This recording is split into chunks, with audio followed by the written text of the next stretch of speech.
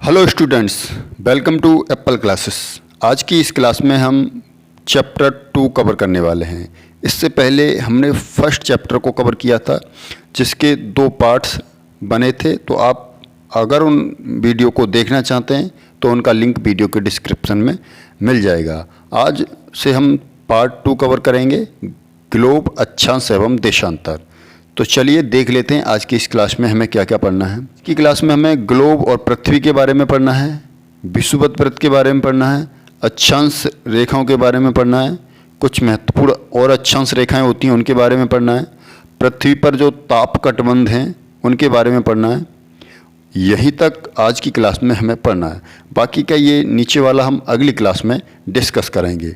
तो चलिए शुरू करते हैं आज की अपनी इस क्लास को। ग्लोब और पृथ्वी के अक्ष। ग्लोब क्या होता है और पृथ्वी के अक्ष क्या होते हैं ये समझना है हमें। ग्लोब पृथ्वी का एक लघु रूप में वास्तविक प्रतिरूप होता है। पृथ्वी जिस तरह की होती है उसी तरह का वास्तविक रूप एक छोटे से प्रारूप में बना लिया जाता है, प्रतिरूप में बना लिया जाता है। क्योंकि पृथ्वी बहुत बड़ी है, उसका अध्ययन करना आसान नहीं है। उसका अध्ययन एक साथ पूरी पृथ्वी का अध्ययन नहीं कर पाएंगे, इसलिए हमने क्या कर रखा है, उसका एक प्रतिरूप बना रखा है जिससे हम पूरी पृथ्वी का एक साथ अध्ययन कर सकें। यहाँ पर आप देख सकते हैं। तो इसी को हम क्या कहते हैं, ग्लोब कहते हैं। ग्लोब विभिन्न आकार के एवं प्रकार के हो सकते हैं।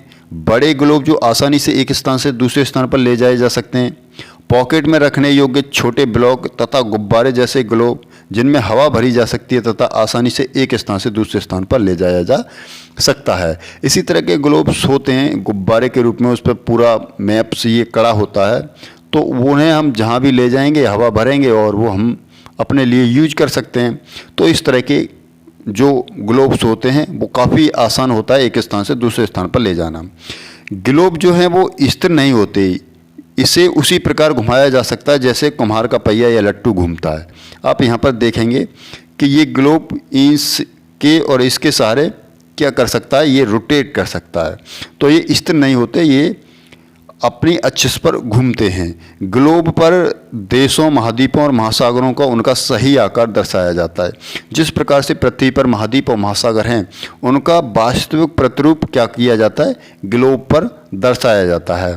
इस प्रकार किसी स्थान की स्थिति कैसे पता कर सकते हैं, इसके लिए हम कुछ बिंदुओं और संदर्भ रेखाओं की आवश्यकता होती है। यानी कि अब इस पर कोई लोकेशन, कोई स्थिति हम कैसे पता करेंगे, तो इसके ऊपर कुछ संदर्भ रेखाएं हमने बनाई हुई हैं जिनके आधार पर क्या कर सकते हैं, हम किसी भी स्थान को आसानी से पता कर सकते हैं।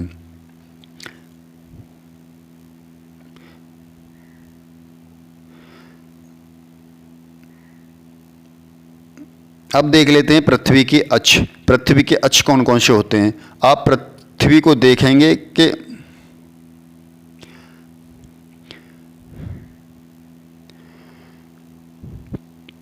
पृथ्वी के अक्ष आप देखेंगे कि एक सुई ग्लोब में झुकी हुई अवस्था की स्थिति में होती है। ये एक सुई है और आप यहाँ से देख रहे हैं कि ये ग्लोब की झुकी हुई अवस्था में है। इसे ही हम क्या कहते हैं, अक्ष कहते हैं। ग्लोब पर 2 बिंदु जिनसे होकर ये गुजरती है उसे उत्तरी और दक्षिणी ध्रुव कहते हैं। ये जो अक्ष है पृथ्वी के 2 सिरों से गुजरती है, ग्लोब के एक यहाँ से और यहाँ से। तो हम क्या कहते हैं, इन्हीं को उत्तरी ध्रुव और दक्षिणी ध्रुव कहते हैं। इधर वाले को, उत्तर दिशा वाले को उत्तरी ध्रुव कहा जाता है और दक्षिणी दिशा वाले को दक्षिणी ध्रुव कहा जाता है। ग्लोब पर इस प्रकार की सुइयों को चारों ओर भांति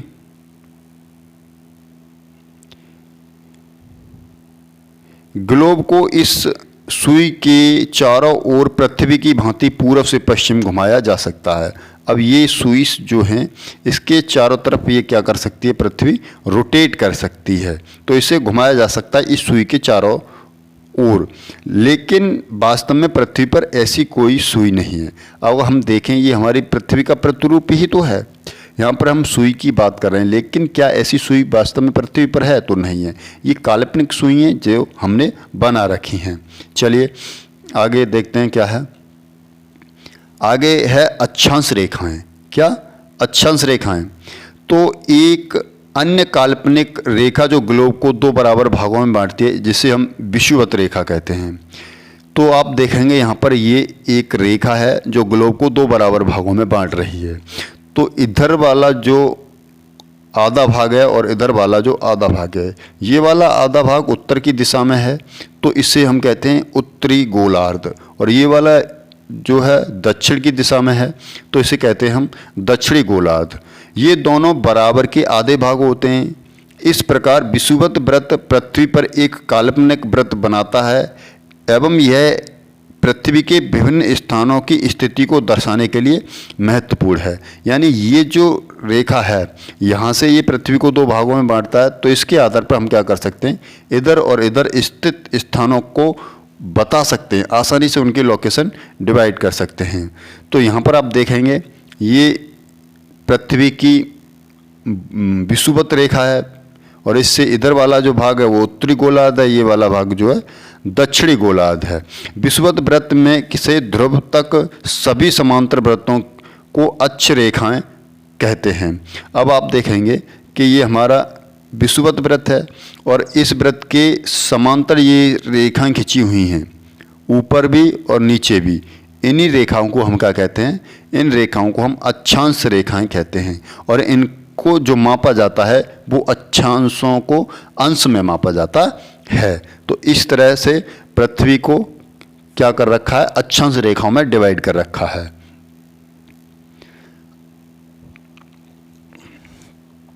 चलिए और देख लेते हैं। विषुवत वृत्त शून्य अंश को दर्शाता है। अब आप यहाँ पर देखेंगे कि ये जो रेखा है ये विषुवत वृत्त 0 डिग्री को दर्शाता है, क्योंकि विषुवत वृत्त के दोनों तरफ ध्रुवों के बीच की दूरी पृथ्वी की चारों ओर के वृत्त की 1/4 है। यहाँ से इधर की तरफ देखेंगे और यहाँ से इधर की तरफ देखेंगे तो ये दूरी जो है कितनी है, आधी आधी है। तो आधी इधर की साइड है और आधी इसके इधर की साइड है, तो एक साइड की कितनी हो गई, 1/4 हो गई। यानी इसका माप 360 अंश होगा, जो पृथ्वी का 1/4 यानी कि 90 डिग्री होगा। इस प्रकार 90 अंश उत्तरी अक्षांश उत्तरी ध्रुव को दर्शाता है और 90 अंश दक्षिणी अक्षांश दक्षिणी ध्रुव को दर्शाता है। अब आप यहाँ से देखेंगे यहाँ तक, तो ये वाला ध्रुव क्या बताएगा, 90 अक्षांश को बताएगा, ये उत्तरी दिशा में तो उत्तरी ध्रुव बताएगा, और इधर वाला जो है वो दक्षिण की दिशा में है तो 90 डिग्री दक्षिणी अक्षांश को दर्शाएगा। इसलिए प्रत्येक अक्षांश के मान के साथ उसकी दिशा यानी उत्तर दिशा या दक्षिण दिशा लिखा जाता है। यानी यहाँ से ये जो अक्षांश रेखा है जिसे हम विषुवत वृत्त कहते हैं, तो यहाँ से इधर वाले अक्षांशों को दर्शाने के लिए हम उत्तर दिशा का प्रयोग करेंगे और यहाँ से इधर वालों को दर्शाने के लिए हम दक्षिण दिशा का प्रयोग करेंगे। सामान्यतः हम इसे उत्तर को ऊ अक्षर से लिख देते हैं और दक्षिण के लिए दा अक्षर बनाते हैं, जिससे हम दिशा का पता कर सकते हैं कि ये अक्षांश उत्तरी दिशा का है या दक्षिणी दिशा का है। जैसे उदाहरण के लिए समझिए, ये हमारी विषुवत रेखा है। इस विषुवत रेखा से उत्तर की तरफ ये 20 डिग्री अक्षांश है और ये नीचे की तरफ दक्षिण दिशा की तरफ 20 डिग्री अक्षांश है। कोई जगह ऊपर की तरफ 20 डिग्री अक्षांश पर है, कोई जगह नीचे की तरफ 20 डिग्री अक्षांश पर है। दोनों ही 20-20 डिग्री अक्षांश पर हैं। तो हम कैसे जज कर पाएंगे कि ये किधर है? तो हम क्या करते हैं, उसके साथ 20 डिग्री अक्षांश उत्तरी दिशा में या 20 डिग्री अक्षांश दक्षिणी दिशा में, तो इस तरह से हम क्या करते हैं, इनको दर्शाते हैं। अब यहाँ पर देखेंगे ये हमारा विषुवत वृत्त है जो सबसे बड़ा अक्षांश होता है, और इधर से अगर आप उत्तर की तरफ चलेंगे तो ये अक्षांशों की लंबाई घटती चली जाएगी। आप देखेंगे इस वाले की ज़्यादा, फिर इसकी ज़्यादा, फिर इसकी ज़्यादा, और ये आकर यहाँ पर बिल्कुल बिंदु में अक्षांश बदल जाता है। और इसी तरह से नीचे की तरफ भी यही होता है। चलिए आगे और देख लेते हैं क्या है। कुछ महत्वपूर्ण अक्षांश रेखाएं जो यहाँ पर दी गई हैं। विषुवत वृत्त जो होता है वो 0 डिग्री, यानी आप यहाँ पर देखेंगे ये जो रेखा है विषुवत वृत्त जो पृथ्वी को 2 बराबर भागों में बांट देती है, इसको हम विषुवत वृत्त कहते हैं, और ये 0 डिग्री को दर्शाती है। अगला है उत्तरी ध्रुव। उत्तरी ध्रुव 90 डिग्री उत्तर की दिशा में, यानी यहाँ पर आप देखेंगे ये बिंदु मैंने जो बनाया है, यहाँ पर जो स्थान पड़ता है उसको बोलते हैं उत्तरी ध्रुव, यानी 90 डिग्री उत्तर की दिशा में उत्तरी ध्रुव पड़ता है। इसी तरह से दक्षिणी ध्रुव 90 डिग्री दक्षिण दिशा में, यानी कि यहाँ पर जो पड़ता है वो दक्षिणी ध्रुव होता है और वो दक्षिण में 90 डिग्री के कोण पर बनता है। तो ये अक्षांश रेखाएं तो महत्वपूर्ण हैं ही, साथ ही साथ कुछ अन्य अक्षांश रेखाएं भी होती हैं। पहला है उत्तरी गोलार्ध में कर्क रेखा, यानी हमारे भूमध्य रेखा से 23.5 डिग्री ऊपर की तरफ एक रेखा आती है, उसे हम कहते हैं कर्क रेखा। इसी के साथ एक दक्षिणी गोलार्ध में रेखा आती है जिसको कहते हैं हम मकर रेखा। जिस तरह से विषुवत रेखा से उत्तर की दिशा में 23.5 डिग्री पर कर्क रेखा पड़ती है, उसी तरह से 23.5 डिग्री दक्षिण दिशा में मकर रेखा पड़ती है। और इसके साथ ही विषुवत वृत्त के 66.5 उत्तर में उत्तरी ध्रुव पड़ता है। ये विषुवत वृत्त है यहाँ से, और यहाँ से 66.5 डिग्री पर एक वृत्त पड़ता है जिसे हम उत्तरी ध्रुव वृत्त कहते हैं, वो 66.5 डिग्री पर पड़ता है। इसी तरह से विषुवत रेखा से 66.5 डिग्री पर दक्षिणी ध्रुव वृत्त पड़ता है। आप यहाँ पर देखेंगे तो ये 66.5 पर दक्षिणी ध्रुव वृत्त है। तो ये मोस्ट इम्पोर्टेंट्स पृथ्वी पर कुछ अक्षांश हैं, आप यहाँ पर देख सकते हैं। तो ये 66.5 डिग्री है, यहाँ पर थोड़ा गलत लिखा हुआ है। अब आगे देखते हैं क्या है। आगे है पृथ्वी पर ताप कटबंध। पृथ्वी पर 3 प्रकार के ताप कटबंध हैं। पहला है उष्ण ताप कटबंध। आप यहाँ पर देख सकते हैं, ये हमारी भूमध्य रेखा है। भूमध्य रेखा से 23.5 डिग्री उत्तर की तरफ और 23.5 डिग्री दक्षिण की तरफ वाला जो स्थान है उसको हम उष्ण ताप कटबंध कहते हैं। क्या कहते हैं? उष्ण ताप कटबंध कहते हैं, क्योंकि वर्ष भर सूर्य यहाँ पर सबसे अधिक ऊष्मा देता रहता है। सबसे अधिक इस क्षेत्र को ऊष्मा मिलती है और यहाँ पर गर्मी भी और क्षेत्रों की अपेक्षा ज़्यादा होती है, इसलिए इस क्षेत्र को हम कहते हैं उष्ण कटिबंध क्षेत्र कहते हैं। और इसके साथ कर्क रेखा से उत्तरी ध्रुव वृत्त उत्तर दिशा में और मकर रेखा से दक्षिणी ध्रुव वृत्त दक्षिण दिशा में जो स्थान पड़ता है उसे हम शीतोष्ण कटिबंध कहते हैं। क्या कहते हैं? शीतोष्ण कटिबंध कहते हैं। कर्क रेखा तथा मकर रेखा के बाद किसी भी अक्षांश पर दोपहर का सूर्य का भी सर के ऊपर नहीं होता है। ध्रुव से उत्तर सूर्य की किरणें तिरछी होती चली जाती हैं। इस प्रकार उत्तरी गोलार्ध में कर्क रेखा तथा दक्षिणी ध्रुव वृत्त तथा दक्षिणी गोलार्ध में मकर रेखा तथा दक्षिणी ध्रुव वृत्त के बीच वाला जो तापमान का क्षेत्र होता है वो मध्यम होता है, यानी इस वाले क्षेत्र की अपेक्षा इस वाले क्षेत्र में जो टेम्परेचर होता है वो मध्यम रहता है, ना तो ज़्यादा रहता है ना ही कम रहता है।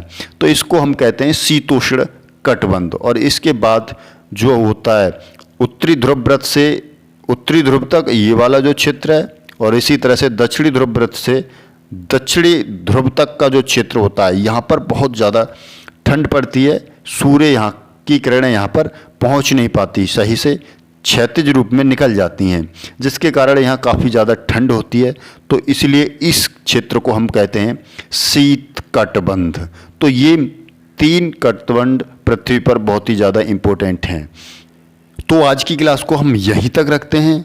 आई होप कि आपको क्लास काफ़ी अच्छी लगी होगी और मेरे द्वारा ये जो PDF तैयार की गई है ये काफ़ी पसंद आई होगी। इस PDF का लिंक मैं वीडियो के डिस्क्रिप्शन बॉक्स में दे दूंगा, जहां से आप इसे डाउनलोड कर सकते हैं।